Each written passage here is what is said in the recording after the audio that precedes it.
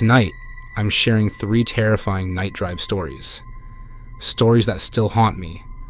Stories that make me question if I'll ever drive alone again. But before we begin, make sure to like this video, subscribe, and turn on notifications. Let me know in the comments, where are you watching from? Now, let's get into the stories. I love night drives. There's something peaceful about them. The empty roads, the glow of streetlights, the hum of the engine beneath me.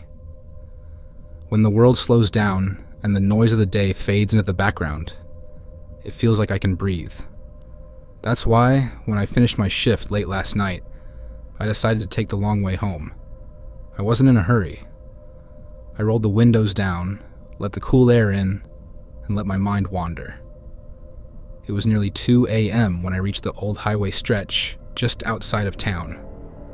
No streetlights, just my headlights carving a path through the darkness. I've driven this road 100 times before. It should have felt familiar. But last night, it didn't. The air felt heavier, the shadows darker, the road stretching on longer than it should have. Then I saw him. A lone figure, standing by the side of the road. I barely noticed him in time, swerving slightly as my headlights swept over his body. He was tall, dressed in dark clothes, standing too still. I instinctively checked my rearview mirror as I passed him. He was gone. My grip tightened on the wheel. That didn't make sense. There was nowhere for him to go. Just an open stretch of road and a ditch full of dead grass. I swallowed hard, my throat suddenly dry. Maybe I was tired, seeing things. But then my phone vibrated. I glanced at the screen. You shouldn't have ignored me. I nearly slammed on the brakes. My hands went ice cold. Unknown number. I turned my phone face down and forced my foot to stay on the gas. I wasn't about to stop. Not here, not now. The road stretched on. The darkness thickened. Then, out of nowhere, movement in my passenger seat. I felt it before I saw it. A shift in weight, the faintest sound of fabric rustling. My breath caught in my throat. My hands locked on the wheel. I didn't want to look. I had to. My eyes flicked to the seat beside me. There was nothing. The seat was empty. But the air felt wrong. Thick. Heavy. Like someone was there. Like I wasn't alone.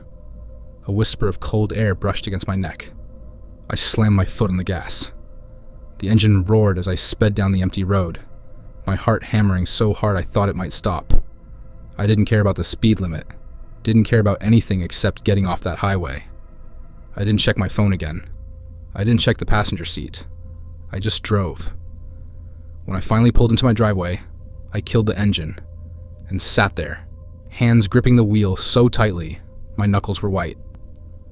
Silence. Stillness. I forced myself to breathe, to think. Maybe it was exhaustion. Maybe my mind was playing tricks on me. I reached for my phone, fingers trembling. One new message. I didn't want to read it. I read it anyway. Next time, look at me. A deep, sinking dread settled in my stomach. My car still smelled like someone else. I barely slept that night. Every creak of my house made my skin crawl. I kept my bedroom door locked, my phone on silent. Maybe it was all in my head. Maybe it wasn't. Morning came. I got ready for work, trying to shake the lingering unease. It had to be exhaustion. Just exhaustion. I got into my car, trying not to think about what had happened, but the second I sat down, I noticed something. The passenger seatbelt was unbuckled. That was wrong. I always kept it latched. I stared at it, my breath hitching. Maybe I forgot. Maybe... Then my phone buzzed. Another message. Did you sleep well? I dropped my phone like it burned me. My hands shook as I started the car. I needed to move, to drive, to put distance between me and whatever the hell this was. I pulled out of my driveway, turning onto the road. The morning sun was rising, casting long shadows across the pavement. Then I saw it. The rearview mirror. A figure in my back seat. A man in dark clothes. Head tilted. Grinning. I slammed on the brakes. My tires screeched. My chest tightened. My breath stuck in my throat. My body went cold with terror. I whipped around. Nothing. The seat was empty. I gasped for breath, gripping the wheel so hard my knuckles turned white. No, this wasn't real. I was losing it. Another buzz from my phone. I didn't want to look. I had to. One last message. See you tonight.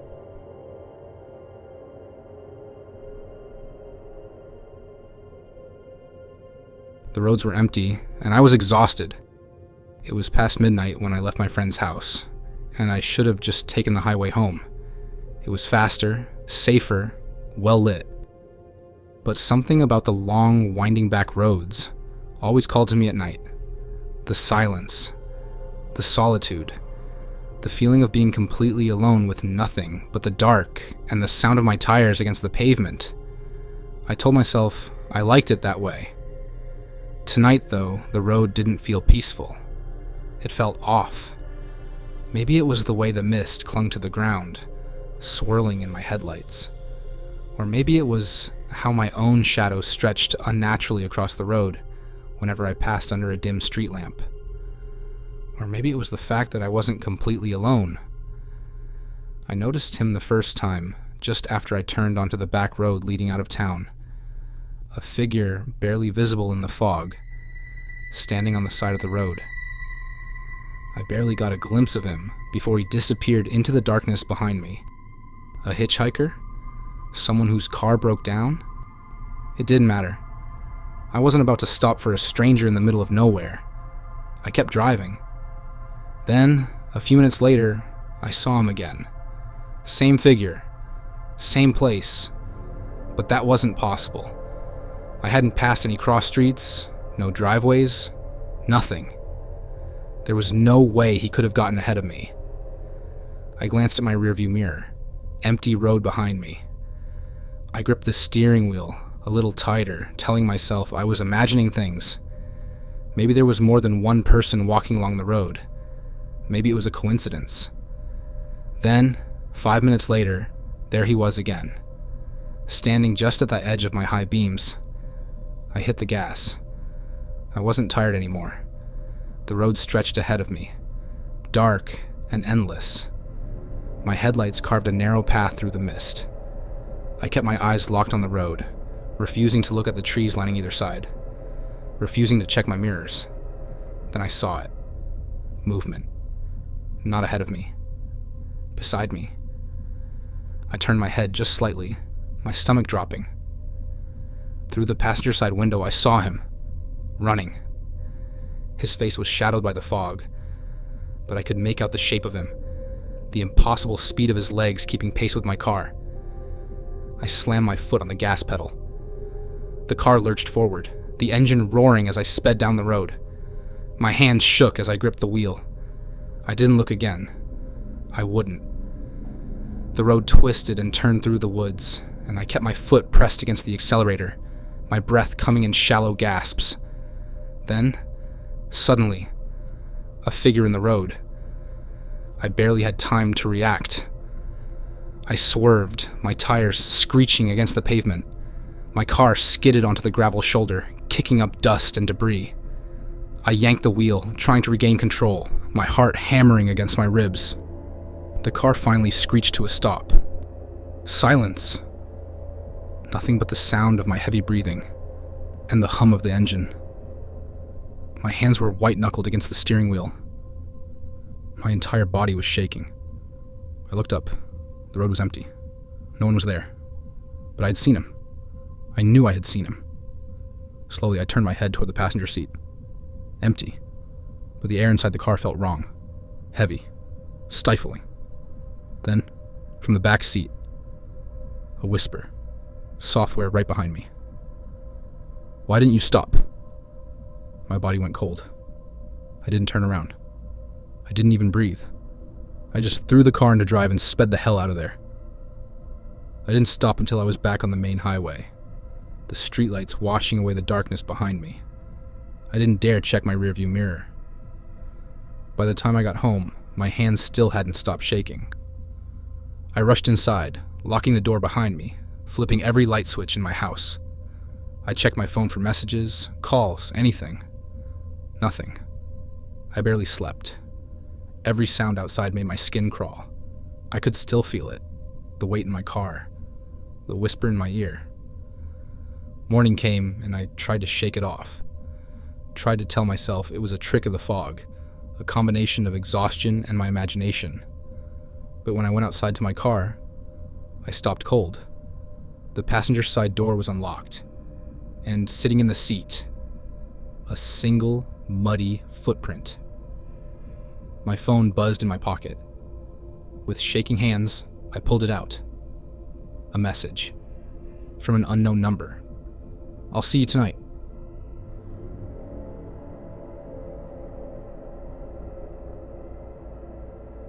I should have listened to my gut. That's the thought that kept circling my mind as I gripped the wheel, my knuckles turning white. The road ahead was barely visible, swallowed by thick fog, the darkness pressing in from all sides. I was lost. It started a little over an hour ago. I had been driving home from a late-night work event, and my GPS had suddenly cut out. 1 second, it was giving me directions, and the next, it froze. Just a spinning wheel of death on the screen, refusing to load. No signal, no Wi-Fi, nothing. I had taken a wrong turn somewhere, but I wasn't too worried at first. I figured I could just backtrack or find another road that led back to the highway. That confidence faded quickly when the road narrowed, twisting deeper into the woods. No streetlights, no signs. Just endless trees and an eerie silence that set my nerves on edge. I hadn't seen another car in over 30 minutes. Something about this road felt wrong. I tried not to let the unease settle in my chest, but I couldn't shake the feeling that I wasn't alone. Then, I saw the first sign that I had made a mistake. A figure standing at the edge of the road. It was barely visible through the fog, but I could make out the shape of a man, completely still, facing my direction. I hit the brakes, my heart slamming against my ribs. As soon as my headlights landed on him, he stepped back. Not in a natural way. It was too smooth, too quick, like he had been pulled into the darkness. I sat there for a moment, gripping the wheel so hard my fingers ached. Nope, not stopping. I pressed the gas pedal and kept moving, refusing to look at the trees, refusing to let my imagination get the best of me. But a mile later, it happened again. Another figure. This time, it was a woman, standing on the opposite side of the road. Same posture, same unnatural stillness. I tried to convince myself that maybe these were just people waiting for a ride. Maybe I had driven into some weird rural town, and I was just imagining the wrongness in all of this, but deep down, I knew better. I kept driving. Then, as I rounded a bend, something ran across the road. It was fast. Too fast. A blur of movement. I slammed the brakes. My tires screeched against the pavement as my car came to a sharp stop. My breath caught in my throat as I stared ahead, my headlights illuminating nothing. But I knew I had seen something. The road was still empty. The trees still swayed in the wind. But the silence was deafening, pressing in on me like a weight on my chest. Then, knock, knock, knock. I froze. The sound came from the passenger side window. Slow, deliberate. I didn't turn my head. I couldn't. Every inch of my body screamed at me not to look, and not to acknowledge whatever was standing outside my car. My breathing turned shallow. My heart pounded so hard, I thought it might burst. Then, knock, knock, knock. Louder this time. I clenched my jaw, forcing myself to focus on the road ahead. Then my phone vibrated. I swallowed hard and glanced at the screen. One new message. From an unknown number. I didn't want to open it, but my shaking hands did it anyway. "You stopped!" A chill ran down my spine. My pulse thundered in my ears as I stared at those 2 words, my vision swimming. I forced myself to look up at my windshield, and that's when I saw it. A face, pressed against the glass, mouth stretched into an unnatural grin, eyes too wide, the skin wrong, too smooth, too perfect, like a mask of something that was trying to look human but wasn't. I didn't think. I didn't breathe. I slammed my foot on the gas, my tires screeching as my car lurched forward. The figure vanished from my windshield, swallowed by the night. I drove like a madman, speeding down that endless road, heart hammering in my chest. I didn't stop. Not for stop signs. Not for anything. I didn't dare look in my mirrors. But the feeling never left. That feeling, like something was still with me, sitting in the back seat, watching, waiting. It wasn't until I saw the familiar glow of streetlights in the distance that I let out a ragged breath. I had made it back to the main road. The nightmare was over. At least, that's what I told myself. I pulled into my driveway, my hands still trembling as I turned off the car. I sat there for a moment, letting the silence settle around me. Then, with a deep breath, I grabbed my phone to check the time. But there was a new notification, another message, from that same unknown number. I opened it. My blood ran cold. A single image, a photo, taken from the back seat of my car, of me, driving. The text beneath it sent a fresh wave of terror through my veins. "You should have kept driving.